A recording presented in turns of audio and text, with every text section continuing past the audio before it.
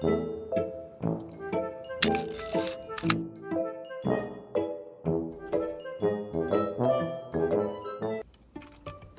y'all, Flossie O'Reilly here, and let's talk about shutter speed. I've got this old film camera that it was actually my first camera that I ever used. It was my grandfather's, and I like to use it in demonstrations a lot because you can see the mechanisms a lot easier than opening up, like I can't open up a digital camera and do this, right? So this thing right here, see that? Now I wouldn't recommend doing that, but I don't use this to shoot film anymore. But this little thing right here, that is your shutter. And whenever the shutter release, that's the button that you push to take a picture, is executed, then it will fire, right? It will remove that screen from in front of the film plane, or in our case with digital cameras, the sensor. Once that shutter gets moved out of the way and light comes through, then you have your picture. When you set your shutter speed, you're like, why is a shutter speed a fraction? Well, that's because it's a fraction of a second. Light travels very, very fast, as we know, and it only needs, your sensor or your film only needs that split second, not even a split second, like a split of a split second. Like I'm talking like 1/250th of a second. So that's pretty quick, right? That's that quick little and it goes off and on very, very quickly. That's why it's done in blades, so it can move so fast. I'm not 100% on how it looks inside a digital camera, but it's very much the same type of mechanism where it's just is the amount of time that light has to hit the sensor or hit the film. When somebody talks about having a slow shutter speed, or a lot of times in night photography, you'll give your film or your digital sensor a lot longer to absorb that light. You're talking like 1 whole second, which, you know, I mean, a second is not a very long time, but in light, it's like a huge amount of time, really. And so you'll give it a second, 2 seconds, sometimes all the way up to like 10 or 20 seconds, depending on if you're wanting to like light paint or, you know, do other cool light photography tricks with your night photography. Now, during the day, let's say you're taking a picture of little Puppo and he, you know, you want to get that sweet action shot where your doggo is just grabbing that frisbee right out of the air.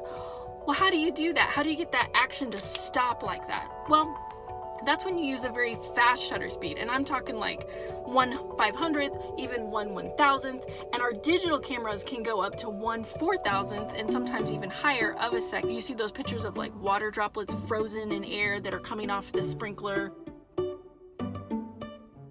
Now, if you're taking a picture inside your home, and let's say it's, you know, great grandma Susie, who is 105, bless her, and she's got just a mountain of candles on her cake, and you want to capture that moment of her just blowing out those candles, right? Well, in order to, you know, get that, you need to have a very long open shutter.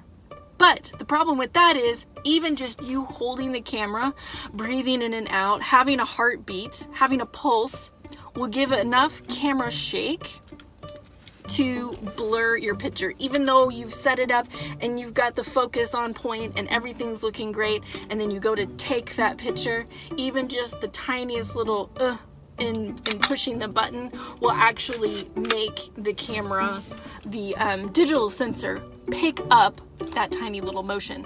So that's why you would need to use a tripod. But even then, because you're taking a picture of somebody moving, blowing out the candles, there will be blur. So you have to figure out what's the slowest shutter speed that you can get to give you the most amount of light while still maintaining that stop action. The only way you're actually going to remember it is if you take your camera out and you set it to shutter speed priority. Now on Nikons, it's just an S. On Canons, I believe it's a TV, but if I'm wrong, please correct me in the comments. Set it to shutter speed priority, pick your shutter speed, and your camera will adjust the other two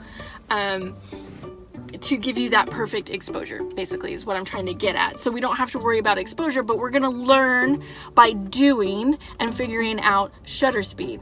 So there's a couple things I want you to do. I want you to set your shutter speed to, you know, like around 100 or 200 and take a picture. And then that same, you know, get a friend to help you, right? Get your best friend over there, get your daughter, get your son, get your dog, get your husband, get your whatever.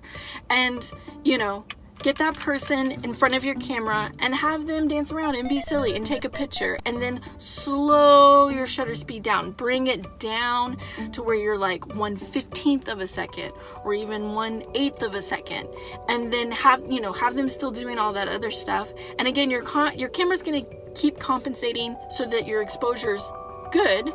It's more about what's the most important thing in this experiment is the shutter and what it does. So once you slow it down, you'll see that motion blur of them moving, and then you can speed it way up and see the difference. So and by speed it up, I mean get smaller and smaller fractions, like 1/1000th, 1/2000th of a second. Well, why can't I just put everything in auto? It looks fine. Well, auto can only take you so far. The camera's main goal is to give you perfect exposure, and it does not care if you're trying to take a picture of your best friend's 1-year-old's birthday party. Like, nope.